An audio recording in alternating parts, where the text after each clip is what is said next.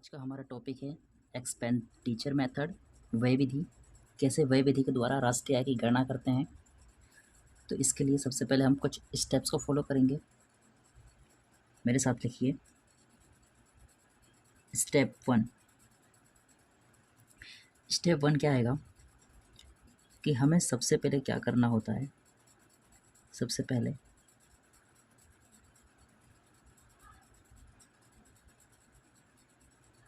आर्थिक क्षेत्रों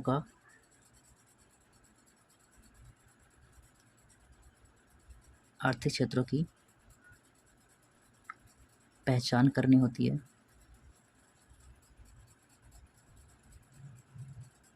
कौन कौन से? ए, परिवार क्षेत्र, बी, सरकारी क्षेत्र,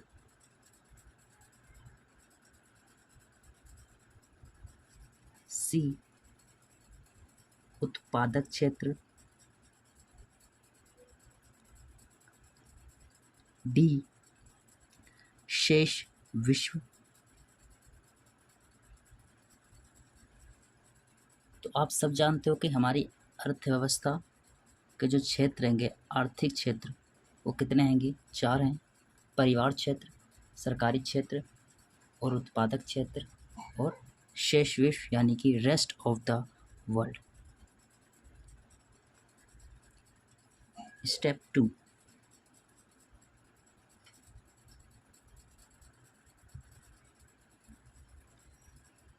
इसके बाद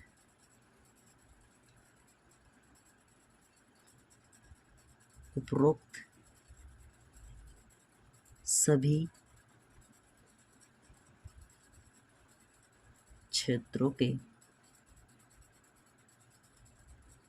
द्वारा किए गए व्यय अंतिम व्यय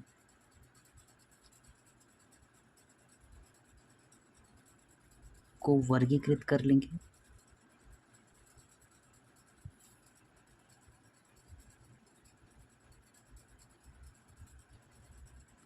कैसे?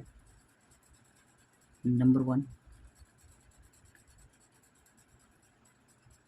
निजी अंतिम उपभोग व्यय,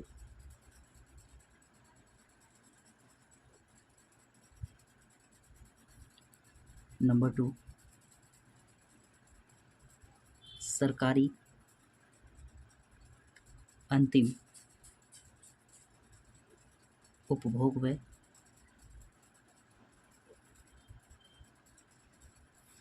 नंबर 3, सकल घरेलू पूंजी निर्माण। इसको हम निवेश व्यय भी कह सकते हैं, यानी कि ऐसा खर्च जो उत्पादक क्षेत्र के द्वारा किया जाता है। नंबर 4,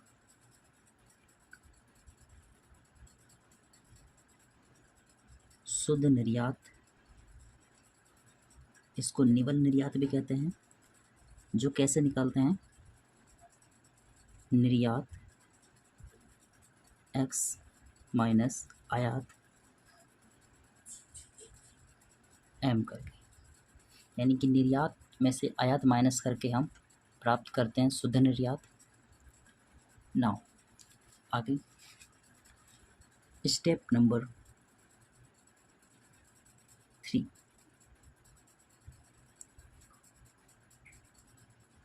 उपरोक्त सभी को जोड़कर सभी अंतिम व्यय को जोड़कर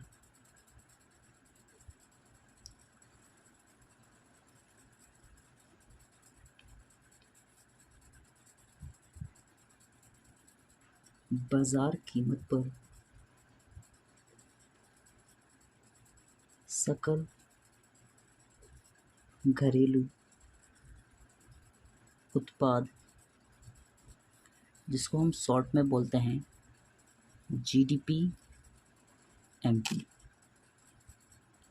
जिसको हम शॉर्ट में बोलते हैं जीडीपी एमपी।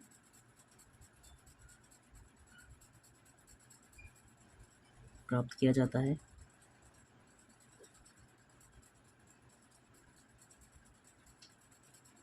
तथा जीडीपी एमपी को जीडीपी एमपी से निम्नलिखित को घटाकर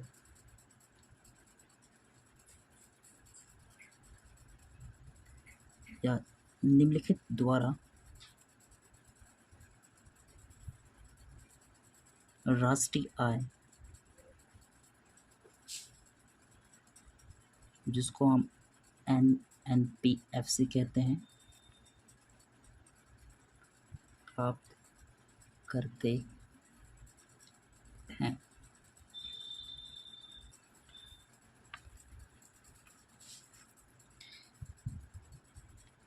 एनएनपीएफसी बराबर जीडीपी एमपी माइनस मूल्यह्रास प्लस एनएफआईए माइनस एनआईटी।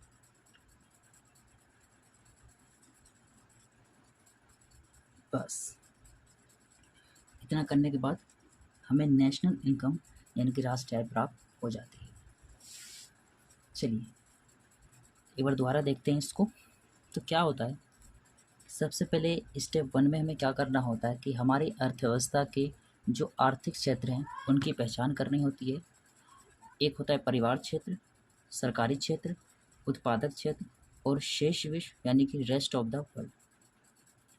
तो इन 4 क्षेत्रों की पहचान करने के बाद हमें क्या करना होता है कि जो भी 4 क्षेत्र हैं इनके द्वारा किए गए सभी अंतिम व्यय को हम निम्नलिखित रूप में वर्गीकृत कर लेंगे, यानी कि बांट लेंगे। किन रूपों में? निजी अंतिम उपभोग व्यय, सरकारी अंतिम उपभोग व्यय। निजी अंतिम उपभोग व्यय का मतलब है जो परिवार द्वारा किया जाता है, हाउस होल्ड होता है। सरकारी अंतिम उपभोग व्यय जो सरकार द्वारा किया जाता है। सकल घरेलू पूंजी निर्माण या हम कहें निवेश व्यय जो उत्पादक या फर्म द्वारा किया जाता है। इसके अलावा भी जो खर्च होता है वो हमारा निर्यात के द्वारा होता है और आयात के द्वारा होता है। तो हम निर्यात और आयात का जो डिफरेंस है वो निकाल के हम क्या बना लेते हैं, शुद्ध निर्यात। और शुद्ध निर्यात की वैल्यू हमें कैसे मिलती है, एक्सपोर्ट माइनस इंपोर्ट करके। अब जब हम इन चारों ही जो हमारे सेक्टर्स के जो फाइनल एक्सपेंडिचर हैं, जो अंतिम व्यय है, इनको हम जोड़ देते हैं तो हमको वैल्यू मिलती है बाजार कीमत पर सकल घरेलू उत्पाद यानी कि जीडीपी एमपी। अब हमारे पास जीडीपी एमपी आ गई। अब इसी जीडीपी को हम क्या करते हैं कि राष्ट्रीय आय में बदलते हैं या इसको परिवर्तित कर देते हैं। कैसे? जो वैल्यू हमें दी हुई होती है उसको हम रखते हैं राइट हैंड साइड पे और जो वैल्यू निकाली है उसे रखते हैं हम लेफ्ट हैंड साइड पे।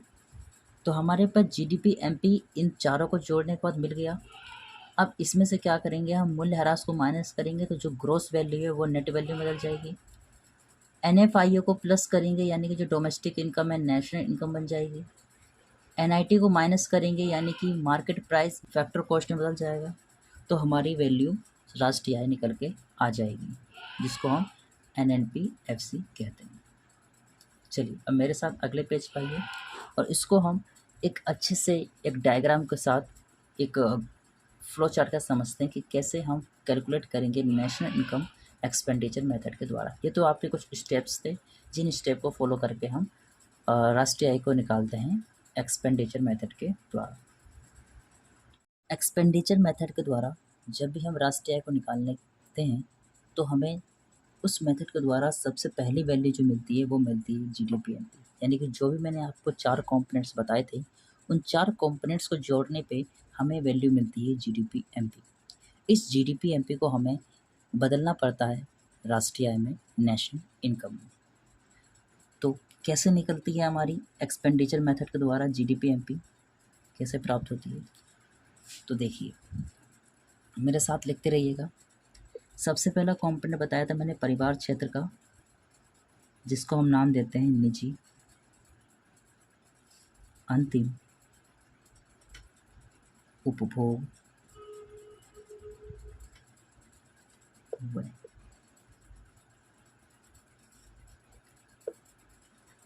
प्राइवेट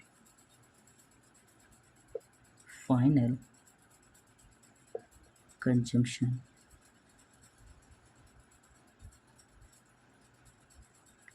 एक्सपेंडिचर,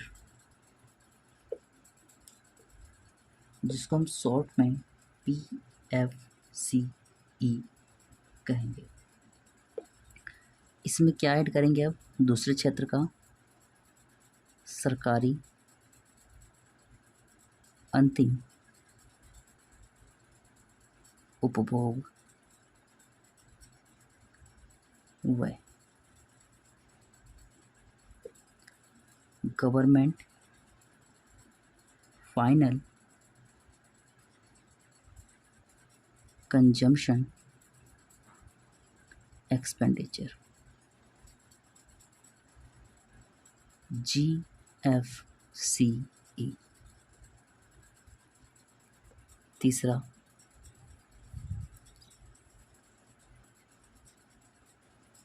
सकल घरेलू पूंजी निर्माण, सकल घरेलू पूंजी निर्माण, gross domestic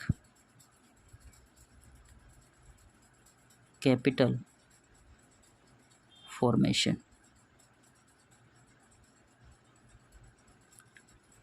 GDCF।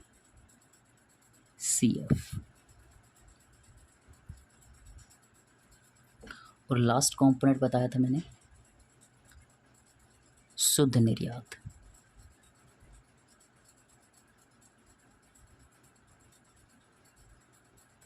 Net exports,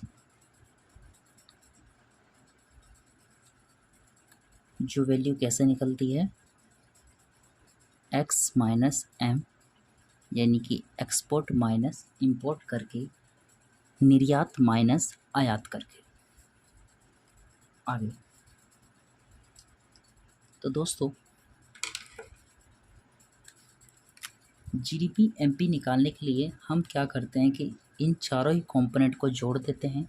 इन चारों ही कंपोनेंट को जोड़ने के बाद हमें मिल जाती है GDP MP।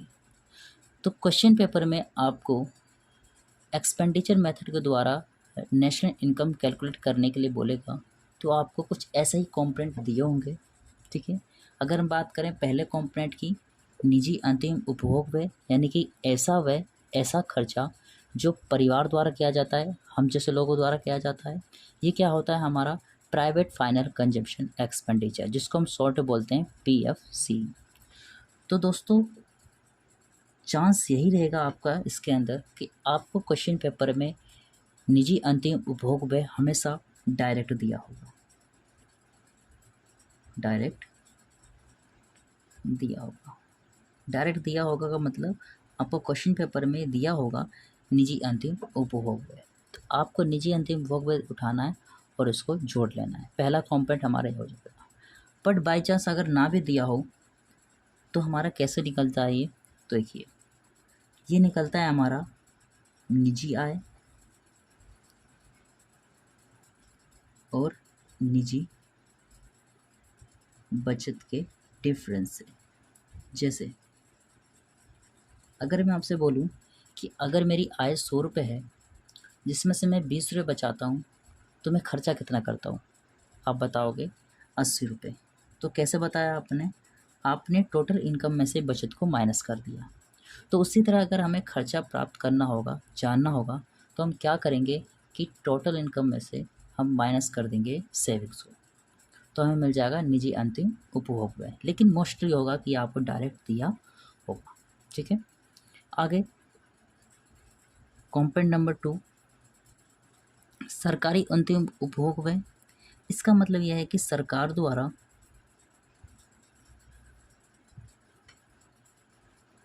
किया गया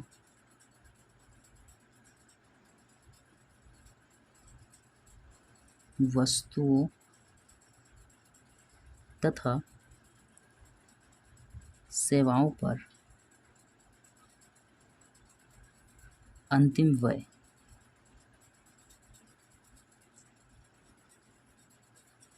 जो सरकार द्वारा वस्तुओं और सेवाओं पर अंतिम व्यय किया जाता है उसको हम बोलते हैं सरकारी अंतिम उपभोग व्यय। हमें ये भी आपका मोस्टली चांस हुआ कि डायरेक्ट दिया होगा सरकारी अंतिम उपभोग व्यय, तो आपको इसमें कोई घबराने की ज़रूरत नहीं है। आपको निजी अंतिम उपभोग व्यय दिया होगा, सरकारी अंतिम उपभोग व्यय दिया होगा, इन दोनों को जोड़ लेना है। और तीसरा कॉम्पोनेंट जो आपका मोस्ट इम्पोर्टेंट है जिसको हम बोल रहे हैं GDCF यानी कि सकल घरेलू पूंजी निर्माण। ये क्या होता है? ये होता है हमारा देश का सकल निवेश। क्या कहते हैं इसको? सकल निवेश यानी कि टोटल इन्वेस्टमेंट। इस टोटल इन्वेस्टमेंट को भी हम क्या करते हैं, इसमें शामिल कर देते हैं। और चौथा कंपोनेंट है हमारा शुद्ध निर्यात, जिसको हम एक्सपोर्ट माइनस इंपोर्ट करके प्राप्त करके इसको भी जोड़ देते हैं। तो चारों कंपोनेंट को जोड़ने के बाद हमें वैल्यू मिल जाती है GDP MT। कौन कौन सी? निजी अंतिम उपभोग व्यय, सरकारी अंतिम उपभोग व्यय, सकल घरेलू पूंजी निर्माण और शुद्ध निर्यात। पर दोस्तों एग्जामिनर बस आपको थोड़ा सा परेशान करने के लिए क्या करता है, ये जो आपका GDCF है सकल घरेलू पूंजी निर्माण, यही आपको बस डायरेक्ट नहीं देता, ठीक है, या कभी कभी डायरेक्ट दे भी देता है। लेकिन अगर नहीं देता तो क्या करना है, समझिए। हमने पहले ही पढ़ा था कि जो सकल निवेश होता है वो दो तरह का होता है, यानी कि जो हमारे देश का निवेश है वो दो तरह का हो सकता है। एक को बोलते हैं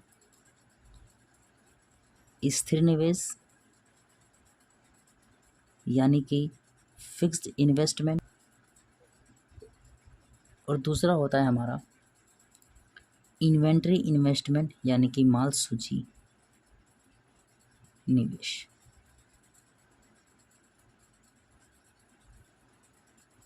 पहला स्थिर निवेश, दूसरा माल सूची निवेश। स्थिर निवेश का क्या मतलब है? स्थिर निवेश का मतलब है कि हमारे देश में जितना भी फिक्स्ड इन्वेस्टमेंट किया जाता है उसकी बात कर रहे हैं। और माल सूची निवेश हो गया जो हमारे देश के अंदर जो स्टॉक रहता है, जो उत्पादित वस्तुओं का स्टॉक रहता है, जो कच्चे माल का स्टॉक रहता है, उनकी बात कर रहे हैं। जैसे अगर कोई कंपनी है जो किसी चीज़ का प्रोडक्शन करती है तो उस कंपनी के पास दो तरह का इन्वेस्टमेंट होगा, एक को बोलेंगे स्थिर निवेश, दूसरे को बोलेंगे माल सूची निवेश। स्थिर निवेश जैसे मान लीजिए कोई कंपनी हैगी, कोई कंपनी मान लीजिए जैसे आपको मारुति सुजुकी मान लीजिए, अगर मारुति सुजुकी कंपनी है वो अगर आपके कार बना रही है, कार कब बना रही है, तो कार को बनाने के लिए उसको कुछ लैंड की आवश्यकता होगी, फैक्ट्री की जो मशीन हो गई, मशीनों की आवश्यकता होगी। तो ये सब क्या होगा, इसकी फिक्स्ड इन्वेस्टमेंट। लेकिन उसी कार को बनाने के लिए जो उसको रॉ मटेरियल चाहिए होगा, जो ऑलरेडी तैयार वस्तुएं होंगी, उन सभी वस्तुओं को बोलते हैं माल सूची निवेश। कैसे? जो स्थिर निवेश हो गया, जो फिक्स्ड इन्वेस्टमेंट है वो, प्लस जो कच्चे माल छोटे मोटे जो आपके इन्वेस्टमेंट हो गए वो, इन दोनों का ही जोड़ क्या होता है आपका सकल निवेश। बात क्लियर? थोड़ा सा और समझते हैं। जो माल सूची निवेश है वो आपको क्वेश्चन में देता है कभी कभी स्टॉक में परिवर्तन करके। क्या देता है? स्टॉक में परिवर्तन।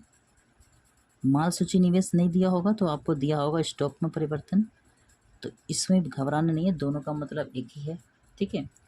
ये कैसे निकलता है? अगर ये भी ना दिया हो तो ये निकलता है आपका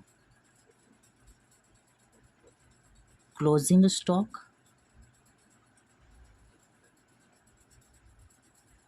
माइनस ओपनिंग स्टॉक।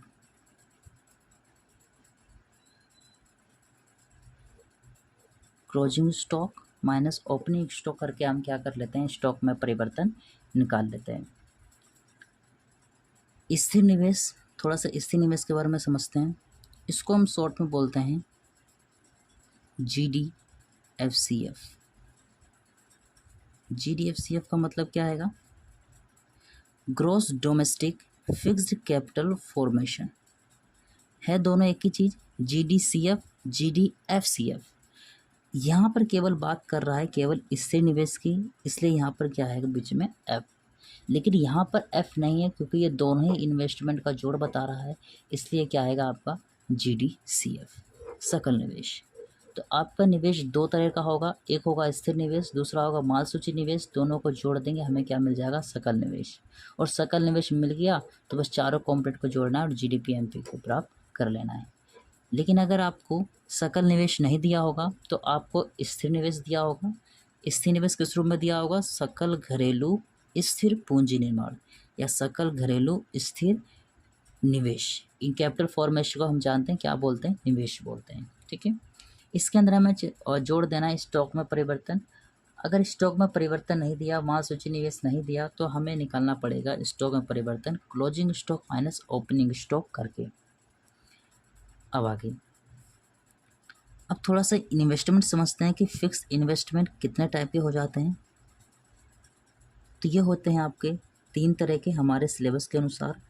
एक को बोलते हैं व्यावसायिक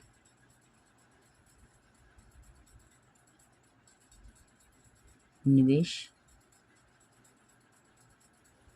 दूसरा पारिवारिक निवेश,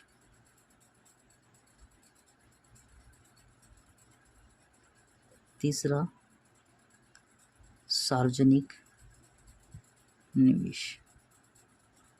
पहला व्यावसायिक निवेश, दूसरा पारिवारिक निवेश, तीसरा सार्वजनिक निवेश।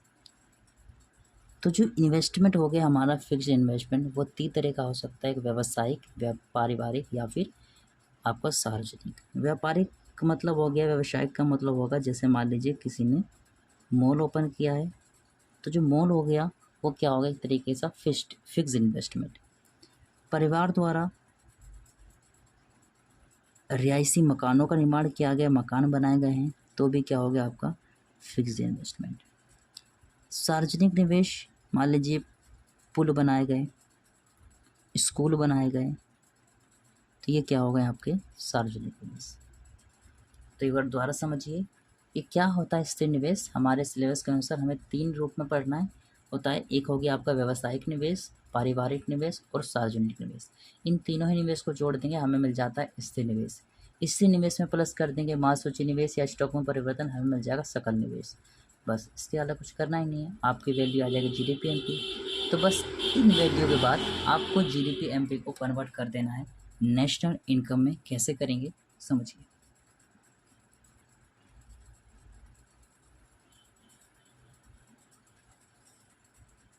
देखिए हमारे पास वैल्यू आ गई GDP-MP। अब इस GDP-MP को हमें बदलना है NNP-FC में। तो हम जानते हैं G से N करने के लिए हमें करना पड़ता है माइनस डेप्रिसिएशन यानी कि मूल्यह्रास। DP को NP यानी डोमेस्टिक प्रोडक्ट को नेशनल बनाने के लिए प्लस करना पड़ेगा NFIA। मार्केट प्राइस को फैक्टर कॉस्ट करने के लिए करना पड़ेगा माइनस NIT। बस इतना कर देंगे हमें मिल जाएगी राष्ट्रीय आय यानी कि कारक लागत पर और निवल राष्ट्रीय उत्पाद यानी कि शुद्ध राष्ट्रीय उत्पाद। ठीक है, तो ये रहा आपका मेथड एक्सपेंडिचर मेथड के। एक्सपेंडिचर मेथड का प्रयोग करके कैसे हम राष्ट्रीय आय को निकालते हैं। तो मैंने बताया कि जब भी हम एक्सपेंडिचर मेथड का प्रयोग करते हैं तो हमें वैल्यू मिलती है GDP-MP। इस GDP-MP को कैसे निकालेंगे? निजी अंतिम उपभोग व्यय को जोड़कर, सरकारी अंतिम उपभोग व्यय को जोड़कर, सकल घरेलू पूंजी निर्माण को जोड़कर और शुद्ध निर्यात को जोड़कर। इन चारों कंपोनेंट को जोड़ देंगे हमें मिल जाती है GDP-MP। बट अगर आपको सकल घरेलू पूंजी निर्माण नहीं दिया हो तो आपको सकल निवेश करके देगा। सकल निवेश नहीं दिया हो तो इसको 2 रूप में देगा, एक स्थिर निवेश, दूसरा हो गया माल सूची निवेश। माल सूची निवेश को कभी वो स्टॉक में परिवर्तन करके देगा। तो क्या करना है आपको? स्थिर निवेश में माल सूची निवेश को जोड़ देना है। अगर स्थिर निवेश डायरेक्ट नहीं दिया तो कैसे निकलेगा ये? व्यावसायिक निवेश, पारिवारिक निवेश और सार्वजनिक निवेश को जोड़ देंगे, स्थिर निवेश मिल जाएगा। स्थिर निवेश में माल सूची निवेश यानी कि स्टॉक में परिवर्तन को जोड़ना है, सकल निवेश मिल जाएगा। स्टॉक में परिवर्तन डायरेक्ट नहीं दिया तो closing stock minus opening stock करके हमें स्टॉक में परिवर्तन निकालना है, उसको जोड़ देना है स्थिर निवेश में, हमें मिल जाएगा सकल निवेश। तो अगर आपको सकल निवेश डायरेक्ट नहीं दिया तो आपको ये सब क्या करना पड़ेगा? जोड़ना पड़ेगा। क्या जोड़ना पड़ेगा? अगर स्थिर निवेश दिया है तो आपको उसमें माल सूची निवेश या स्टॉक में परिवर्तन जोड़ना है। स्टॉक में परिवर्तन नहीं दिया तो closing stock minus opening stock करके स्टॉक में परिवर्तन निकालना है, उसको जोड़ देना है स्थिर निवेश में, सकल निवेश मिल जाएगा। स्थिर निवेश नहीं दिया तो आपको व्यावसायिक निवेश देगा, पारिवारिक निवेश देगा, सार्वजनिक निवेश देगा। इन तीनों ही निवेश को जोड़ना है, आपको मिल जाएगा स्थिर निवेश। स्थिर निवेश में माल सूची निवेश को जोड़ना है, आपको मिल जाएगा सकल निवेश। मैं उम्मीद कर रहा हूँ आपको इतनी बात समझ में आ रही है। इसके बाहर आपको कुछ नहीं करना, इसके बाहर आपका क्वेश्चन कहीं बाहर जाएगा ही नहीं। आगे बात करें तो इन सब को जोड़ने के बाद आपको मिल जाएगी जीडीपी एमपी। एक बात मैं और बता दूँ आपको, अगर आपको स्थिर निवेश भी दिया है और आपको ये तीनों निवेश भी अलग से दिए हैं तो आपको इन पे ध्यान नहीं देना, आपको डायरेक्ट जोड़ना है स्थिर निवेश। अगर स्थिर निवेश नहीं दिया तब आपको इन पे ध्यान देना है, वरना इस पे ध्यान नहीं देना है, ठीक है। अगर स्थिर निवेश दिया है तो इनके बारे में ध्यान नहीं देना है, आपको डायरेक्ट स्थिर निवेश में माल सूची निवेश या स्टॉक में परिवर्तन को जोड़ देना है और उसे बना देना है सकल निवेश, जिसको हम क्या बोलते हैं? सकल घरेलू पूंजी निर्माण, ठीक है। पूंजी निर्माण का मतलब ही होता है आपका निवेश, ये हमने पहले पढ़ रखा है। अब हमारे पास जीडीपी एमपी वैल्यू आ गई है, बाजार कीमत पर सकल घरेलू उत्पाद आ गया है। इस सकल घरेलू उत्पाद को हमें बदल देना है राष्ट्रीय आय में। कैसे? जीडीपी एमपी में से माइनस करेंगे डेप्रिसिएशन, तो जो ग्रॉस वैल्यू है वो नेट वैल्यू बन जाएगी, प्लस कर देंगे एनएफआई यानी कि डोमेस्टिक इनकम बन जाएगी नेशनल इनकम, माइनस कर देंगे एनआईटी यानी कि मार्केट प्राइस बदल जाएगा फैक्टर कॉस्ट में, तो हमारी वैल्यू निकल के आ जाएगी नेशनल इनकम, ठीक है। तो दोस्तों ये आपका तरीका है निकालने का और राष्ट्रीय आय एक्सपेंडिचर मेथड के द्वारा। थोड़ा सा मैं आपको साइड में थोड़ा सा एक चीज़ और बता देना चाहता हूँ इसमें, जो आपको एग्जामिनर कन्फ्यूज़ करने के लिए देता है, समझ लेंगे। तो मैंने आपको इसी में थोड़ा बता रहा हूँ इसके बारे में। अगर आपके पास जीडीसीएफ दिया हो तो अच्छी बात है, नहीं दिया तो इसको क्या करोगे आप? इसको जोड़ोगे GD FCF plus change in stock, तो आपको क्या मिल जाएगा? जीडीसीएफ। अगर आपको एनडीसीएफ दिया हो, एनडीसीएफ दिया हो और बोला हो कि इसको जीडीसीएफ बनाइए, तो क्या करोगे? एनडीसीएफ का मतलब है इसके अंदर स्टॉक में परिवर्तन शामिल है, यानी कि इस जो आपका जीडीसीएफ है, जीडीसीएफ में जैसे स्टॉक में परिवर्तन शामिल है उसी तरह एनडीसीएफ में शामिल है। इसमें आपका स्थिर निवेश भी शामिल है, लेकिन यहाँ पर वैल्यू नेट है और यहाँ पर ग्रॉस है, तो नेट वैल्यू ग्रॉस करने के लिए हम कर देंगे प्लस डेप्रिसिएशन। तो आपका जो नेट डोमेस्टिक कैपिटल फॉर्मेशन होगा वो बदल जाएगा ग्रॉस डोमेस्टिक कैपिटल फॉर्मेशन। अब मान लीजिए आपको यहाँ पर दिया हो एनडीएफसीएफ दिया हो और आपको बोला हो कि इसको जीडीसीएफ में बदलना है, तो क्या करोगे? एनडीसीएफसी आएगा, तो एनडीसीएफ का मतलब है कि ये आपका केवल स्थिर निवेश दे रहा है, केवल फिक्स दिया है, तो फिक्स्ड को अंदर हम जोड़ देंगे पहले इन्वेंट्री इन्वेस्टमेंट, माल सूची निवेश यानी कि चेंज इन स्टॉक, तो ये बन जाएगा आपका एनडीसीएफ। एनडीसीएफ बन जाएगा फिक्स्ड में स्टॉक में परिवर्तन जोड़ा, एनडीसीएफ बन गया। एनडीसीएफ में आपको पता है एन हैगा तो इसको जी करने के लिए प्लस कर देना है डेप्रिसिएशन, तो आपकी वैल्यू आ जाएगी जीडीसीएफ। और आपका क्या हो सकता है कि आपको डेप्रिसिएशन ना दिया हो, तो डेप्रिसिएशन निकालने के लिए क्या करना है? आपको पता है अगर मैं एनडीसीएफ में डेप्रिसिएशन जोड़ रहा हूँ तो हमें जीडीसीएफ मिल रहा है, तो अगर मैं जीडीसीएफ में से एनडीसीएफ माइनस कर दूं तो मुझे क्या मिल जाएगा? डेप्रिसिएशन। अगर मुझे जीडीएफसीएफ दिया है और मुझे एनडीएफसीएफ दिया है, यानी कि दोनों ही फिक्स दिया है, तो इसको भी अगर मैं क्या करूं कि एनडीसीएफसी में से और जीडीसीएफसी में से एनडीसीएफसी को माइनस करूं तो क्या मिल जाएगा मुझे? डेप्रिसिएशन, यानी कि GDFC यानी कि स्थिर जो निवेश है आपका, उसमें से अगर मैं सकल स्थिर निवेश में से अगर मैं निवल स्थिर निवेश माइनस कर देता हूँ तो मुझे क्या मिल जाएगा, डेप्रिसिएशन। तो ये आपका तरीका है डेप्रिसिएशन को निकालने का इस सवाल में। अगली वीडियो में हम एक न्यूमेरिकल एग्जाम्पल से समझेंगे कैसे हम एक्सपेंडिचर का मेथड को प्रयोग करके राष्ट्रीय आय गणना करते हैं। तो इस तरीके में आपको बस कुछ नहीं करना दोस्तों, बस आपको इन चारों ही कंपोनेंट को याद रखना है। इन चारों कंपोनेंट को बस जोड़ देना है, आपको GDMP मिल जाएगा। GDMP को कन्वर्ट कर देना है नेशनल इनकम में, जो मैंने यहाँ बता दिया। बस आपका सकल निवेश यानी कि सकल घरेलू पूंजी निर्माण ही डायरेक्ट नहीं दिया होता, तो जिसको आपको कैसे निकालना है, स्टॉक में परिवर्तन को जोड़ना है और स्थिर निवेश में आपको मिल जाएगा सकल निवेश। स्थिर निवेश नहीं दिया तो व्यावसायिक निवेश, पारिवारिक निवेश, सार्वजनिक निवेश को जोड़ना है, आपको स्थिर निवेश मिल जाएगा। स्थिर निवेश में महासूची निवेश जोड़ना है, आपको सकल निवेश मिल जाएगा। यानी कि सकल निवेश में दोनों ही शामिल होता है। सकल मतलब सारा, मान लीजिए सारा निवेश, ठीक है। तो सारा निवेश मतलब स्थिर निवेश और महासूची निवेश दोनों को जोड़ देंगे, क्या मिल जाएगा हमें, सकल निवेश। यानी कि स्थिर परिसंपत्ति में जो निवेश किया जाता है वो, और जो कच्चे माल पे निवेश किया जा रहा है वो, दोनों को जोड़ दो, हमें मिल जाएगा सकल निवेश। आसान भाषा में बताएं, ठीक है। अगर माल सूची निवेश नहीं दिया, स्टॉक में परिवर्तन नहीं दिया, तो आपको क्लोजिंग स्टॉक और ओपनिंग स्टॉक देगा। तो क्लोजिंग में से ओपनिंग माइनस करना है, आपको मिल जाएगा स्टॉक में परिवर्तन। फिर आपको क्या करना है, GDPMP में से माइनस डेप प्लस NFI और माइनस NIT करके और NNPFC प्राप्त कर लेना है, जिसे हम राष्ट्रीय आय बोलते हैं। अगर आपको मैंने बता दिया आपको GDCF ना दिया तो क्या करोगे कि GDFCF को स्टॉक में परिवर्तन शामिल करोगे, आपका सकल निवेश यानी कि GDCF मिल जाएगा। उसी तरह NDCF दिया है, उसमें प्लस कर दोगे डेप्रिसिएशन, आपका GDCF बन जाएगा। NDFCF दिया है यानी कि स्थिर शुद्ध स्थिर निवेश दिया है, तो उसमें क्या करोगे, स्टॉक में परिवर्तन ऐड करोगे तो आपका वो बन जाएगा NDCF। उसमें आप प्लस कर दोगे डेप्रिसिएशन, आपको मिल जाएगा GDCF। डेप्रिसिएशन अगर ना दिया तो कैसे निकलेगा, GDCF माइनस NDCF, डेप्रिसिएशन मिल जाएगा। GDFCF माइनस NDCF आपको मिल जाएगा डेप्रिसिएशन। यानी कि और सकल स्थिर निवेश में से निवल स्थिर निवेश माइनस करोगे, आपको मिल जाएगा मूल्यह्रास। तो दोस्तों आज के लिए इतना। अगली वीडियो में हम इसके न्यूमेरिकल को यहाँ पर सॉल्व करेंगे, तो आप अगली वीडियो को ज़रूर देखिएगा।